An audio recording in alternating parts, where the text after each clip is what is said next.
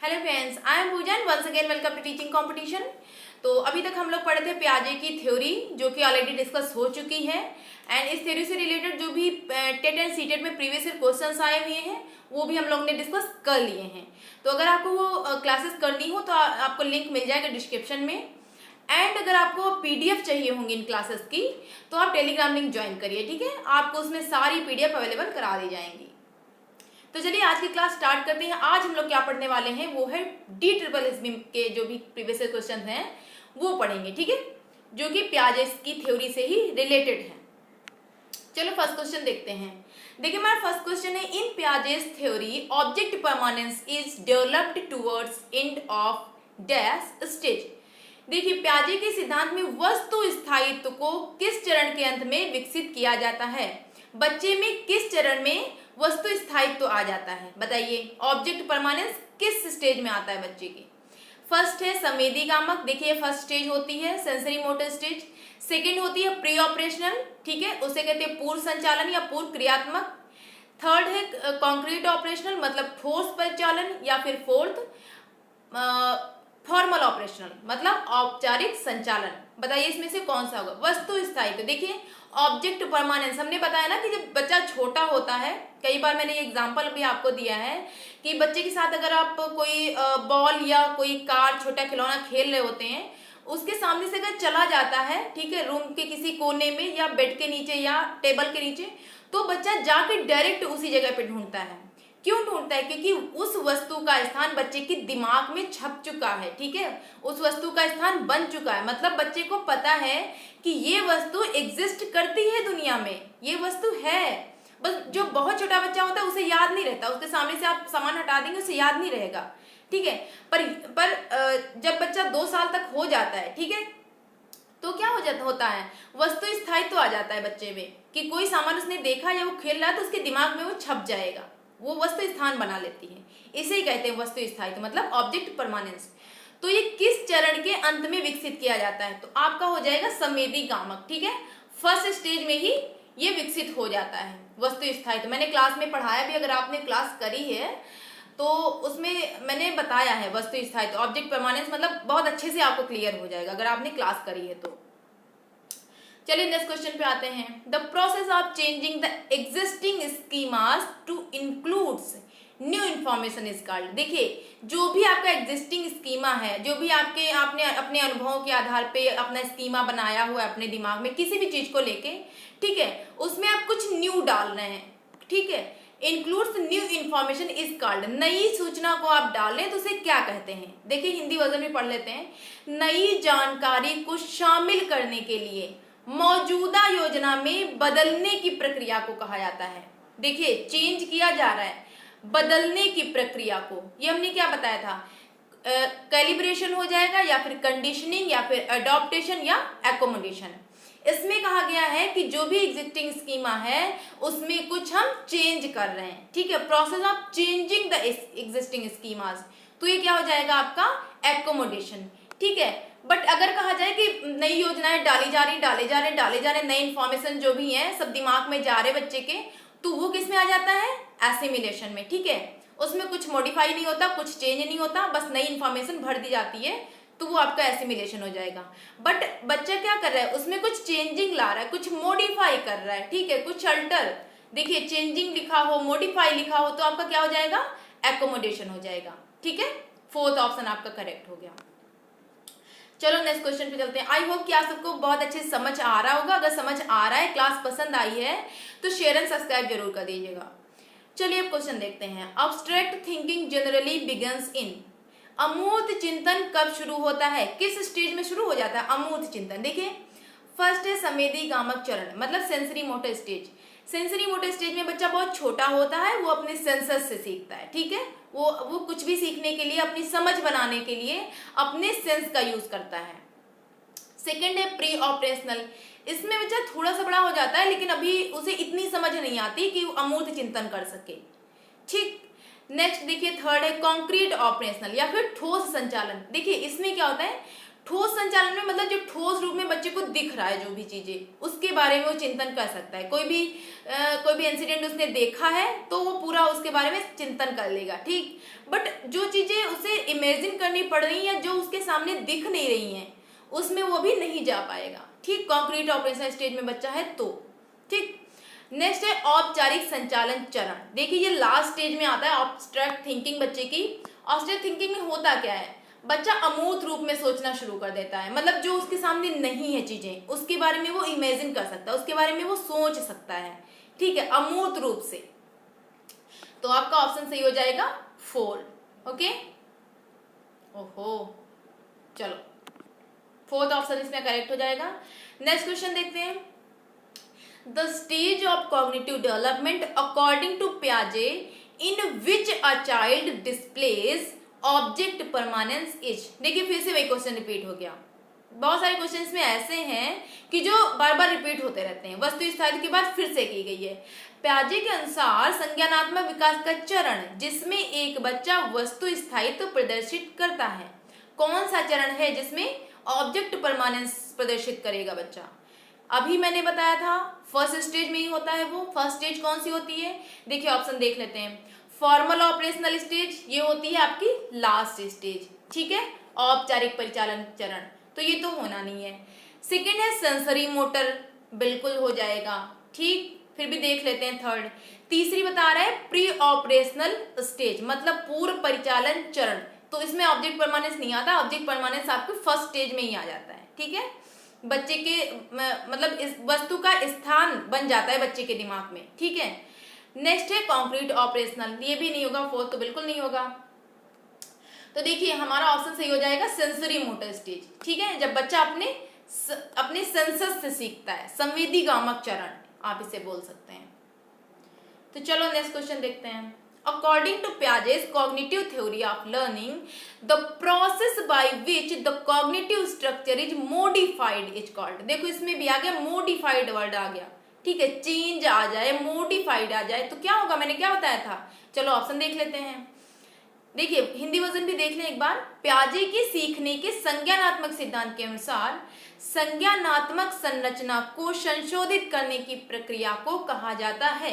जो भी संज्ञानात्मक संरचनाएं बनी हैं उनमें क्या कर रहे हैं, हम कुछ संशोधन कर रहे हैं, कुछ हम मॉडिफाई कर रहे हैं। ठीक है, जो भी आपने अपने अनुभव के आधार पे सीखा, फिर कुछ न्यू इन्फॉर्मेशन अगर डाल रहे हैं तो आपको कुछ मॉडिफाई करना पड़ जा रहा है। वो किस में जाएगा? ऑप्शन देखते हैं, एकोमोडेशन, एसिमिलेशन, स्कीमा या फिर परसेप्शन में। तो ये आपका जाएगा, मॉडिफाई करें ना, ये आपका एकोमोडेशन हो जाएगा। देखिए आप एज इट इज इंफॉर्मेशन डाले जा रहे, वो किस में आएगा? एसिमिलेशन में। एज इट इज इंफॉर्मेशन डालेंगे तो एसिमिलेशन, कुछ मॉडिफाई या चेंज करके इंफॉर्मेशन डालने तो क्या हो जाएगा? एकोमोडेशन। ठीक है, मैंने कईयों बार बताया है और ये बहुत इंपॉर्टेंट है, मतलब बहुत बार ये आ भी चुका, सीटेट में भी आया हुआ है, DSSB, KVS। तो ये जो टर्म्स हैं बहुत इंपॉर्टेंट है। आपने अगर क्लास करी होगी तो आपको अच्छे से समझ भी आ गया होगा, आई होप। चलो नेक्स्ट क्वेश्चन पे चलते हैं। देखिए क्वेश्चन है, fitting new information into existing schemes is called.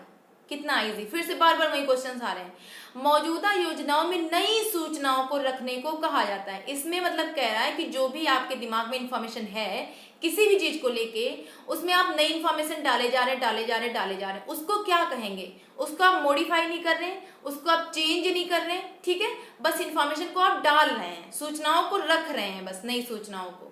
क्या होगा फिर? वो एसिमिलेशन होगा या फिर इक्विलिब्रेशन होगा या फिर ऑर्गेनाइजेशन या एकोमोडेशन।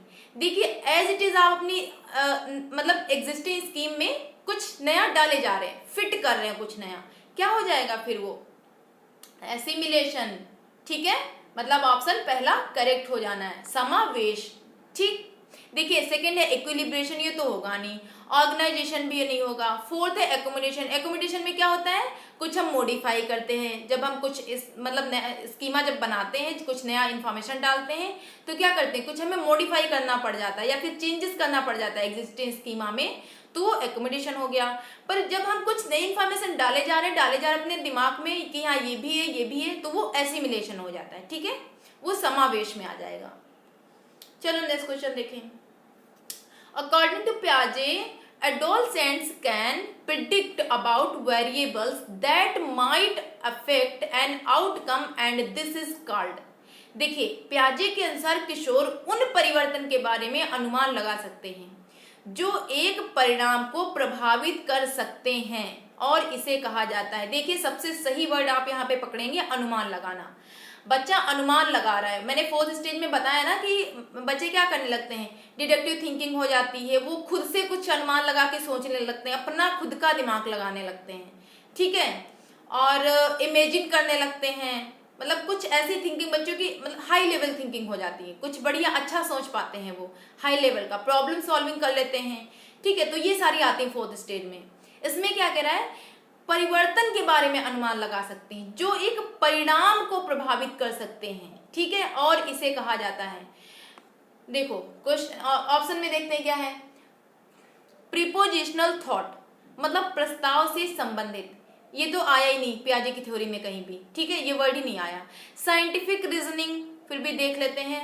नेक्स्ट देख लेते हैं hypo deductive reasoning and last है आइडियलिज्म एंड क्रिटिसिज्म। देखिए सेकंड बता रहा है वैज्ञानिक तर्क।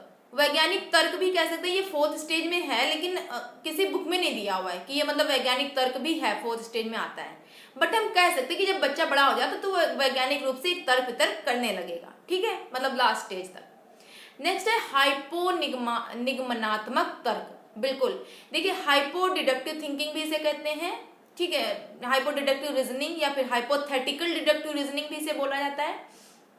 इसमें क्या होता है, हाइपो डिडक्टिव रीजनिंग में बच्चा खुद से अनुमान लगाने लग जाता है, ठीक है। इसमें दिया भी हुआ है सबसे सही पॉइंट जो इसमें आप देखेंगे वो है प्रिडिक्ट, मतलब अनुमान लगाने लगते हैं, तो वो आपका हो जाएगा हाइपो डिडक्टिव रीजनिंग, ठीक है।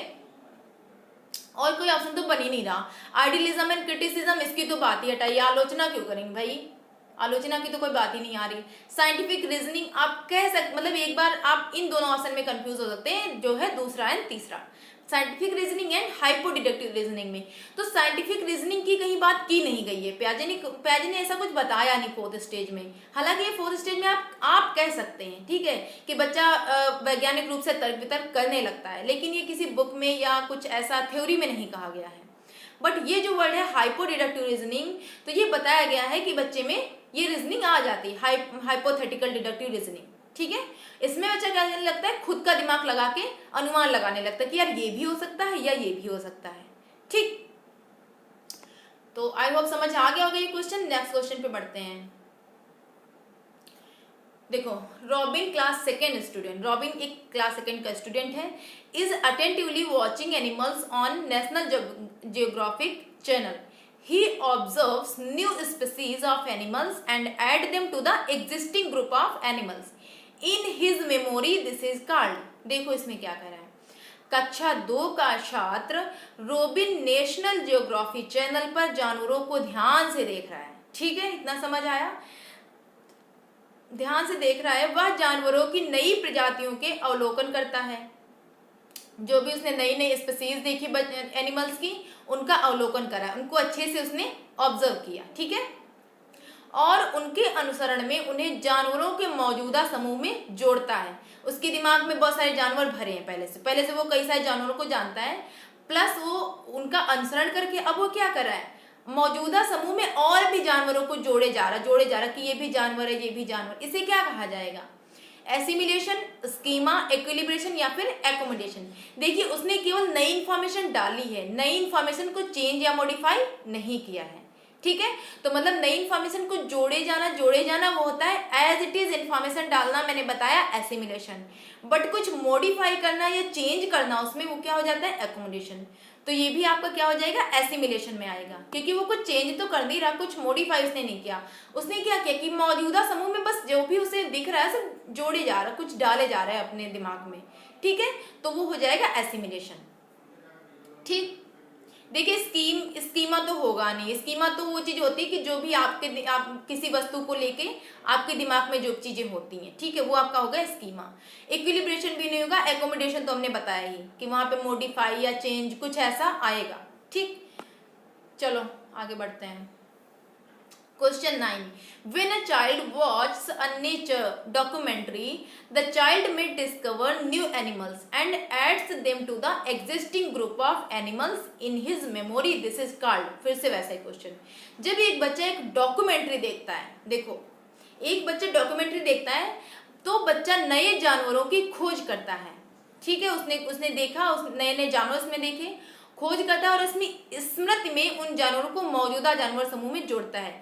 कुछ उस बच्चे के दिमाग में पहले से जानवर भरे पड़े हैं, कुछ बच्चे ने और डाल दिए कि ये भी जानवर होता है, ये भी होता है, ये भी होता है, ऐसा भी होता है, ठीक है, यह कहा जाता है। देखो उसने नई इन्फॉर्मेशन डाली बट कुछ भी मॉडिफाई नहीं किया, कुछ उसने चेंज नहीं किया, कुछ उसने अल्टरेशन नहीं किया, कुछ भी नहीं किया, बस उसने क्या किया कि मौजूदा जानवर समूह में वो जोड़ रहा है, ठीक है, उन नए जानवरों को जो भी उसने देखा, तो यह कहा जाता है। फिर से वही आंसर हो जाएगा, क्या हो जाएगा, एसिमिलेशन, और कुछ देखना ही नहीं, स्कीमा होगा नहीं, एकोमोडेशन क्योंकि मॉडिफाई चेंज कुछ किया नहीं, इक्विलिब्रेशन ये तो हो जाता है संतुलन, ठीक है, इसकी कोई बात ही नहीं यहाँ पे नहीं आ रही है, तो क्या हो जाएगा, एसिमिलेशन, ठीक।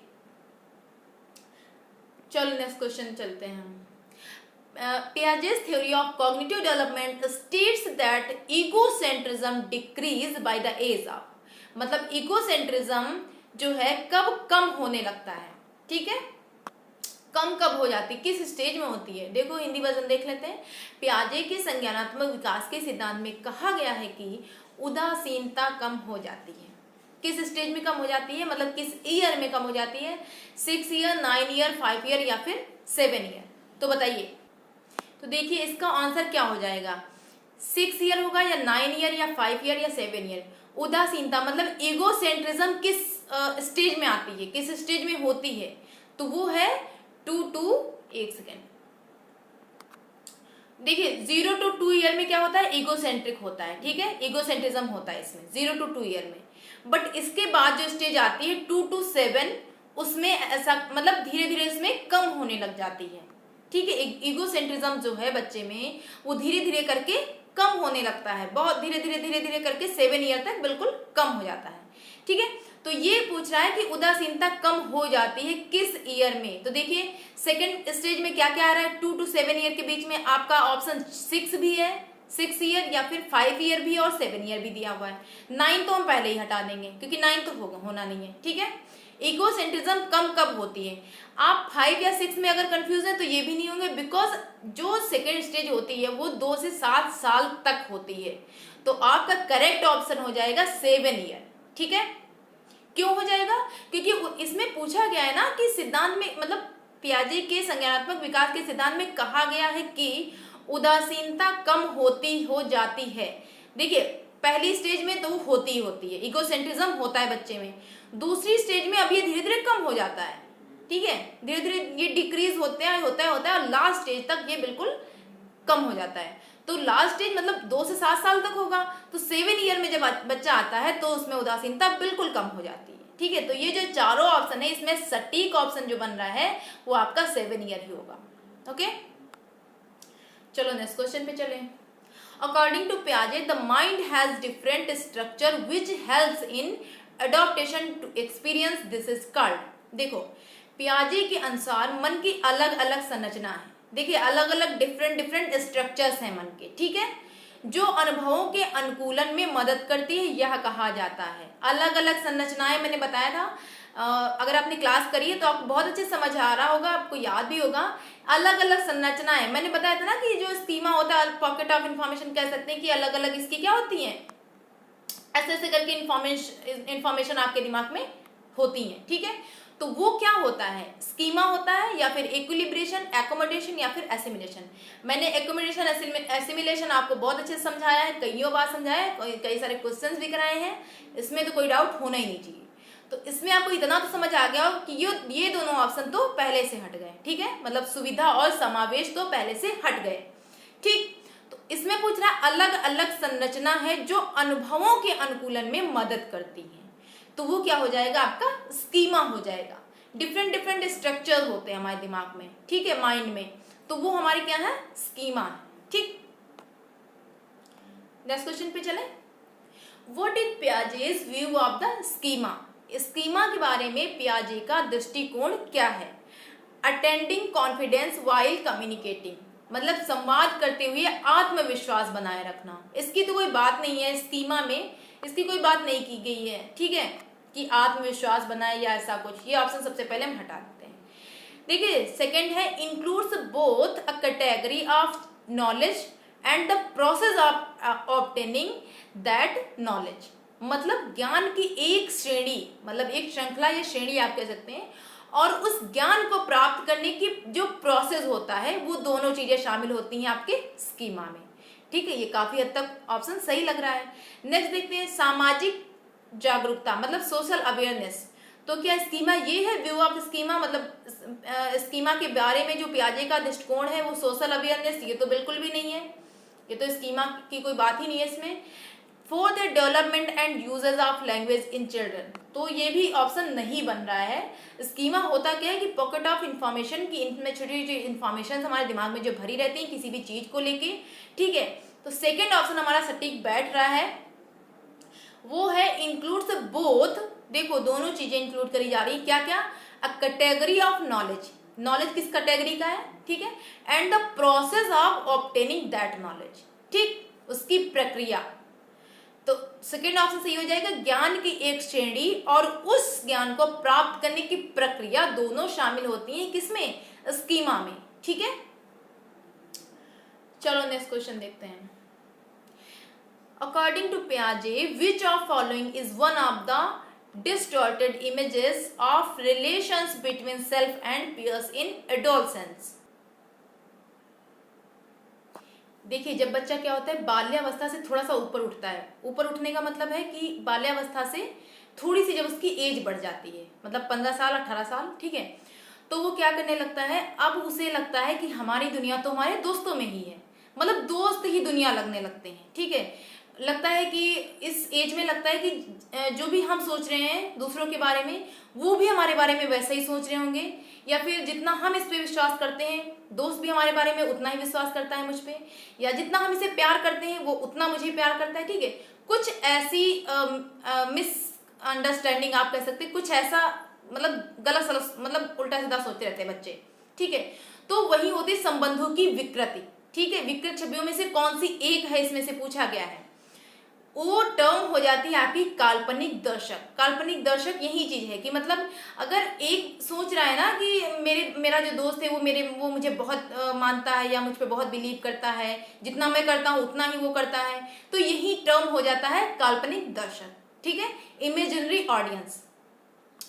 देखिए इसमें पीयर प्रेशर तो बिल्कुल भी नहीं होगा, पीयर प्रेशर नहीं होगा, अडल्ट प्रेशर ये भी नहीं होगा। अब आप इन दोनों में थोड़ा सा कंफ्यूज हो सकते हैं, तो इमेजिनरी ऑडियंस इसमें सबसे सटीक आंसर बैठ रहा है, ठीक है। आंसर हो जाएगा आपका थर्ड ऑप्शन, ठीक है। चलें नेक्स्ट क्वेश्चन पे। तो इतने ही क्वेश्चंस आए हुए थे DSSB में। तो thanks for watching, and video पसंद आई तो लाइक शेयर एंड सब्सक्राइब जरूर करिएगा, एंड बाय बाय, मिलते हैं नेक्स्ट वीडियो में।